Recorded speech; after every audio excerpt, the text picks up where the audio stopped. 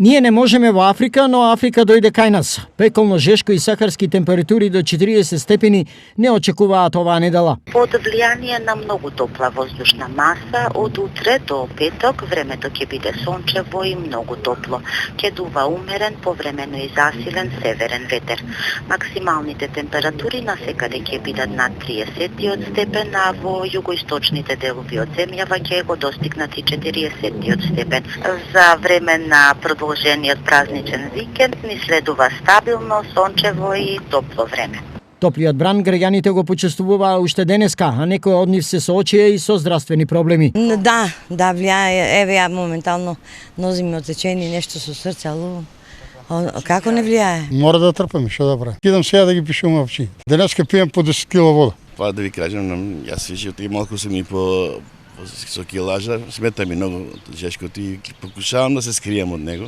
Поради ова, лекарите со апели препораки до граѓаните како да се заштитат од високите температури, особено хронично болните и стари лица, бремени жени кои имаат намалена способност кон прилагодување на температурите и нивно однесување, особено во летните месеци. Уве зраците ние не ги гледаме, но прават големи штети. Предпазливи треба да бидат луѓето кои се со веќе промени и хронични болните, тие што имаат бела кожа и лица кои што имаат кожни промени.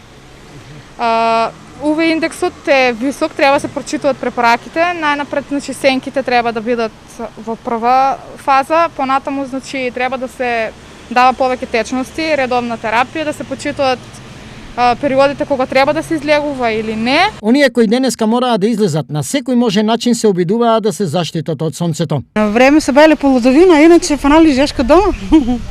Само сенките. Најбитно и столадна вода повише, тоа е. Другото и дома седење. Па лоши јадење, течност и вода. А во порасте и потрошувачката на ладни и освежителни пијалоци. Има зголемена потрошувачка, ама сега на луѓето на кој колку се му можностите. Лимоните, затоа што на народу му е потребно повеќе витамин С, портокали, праска, грозје, лубиница, тие работи, динче и така.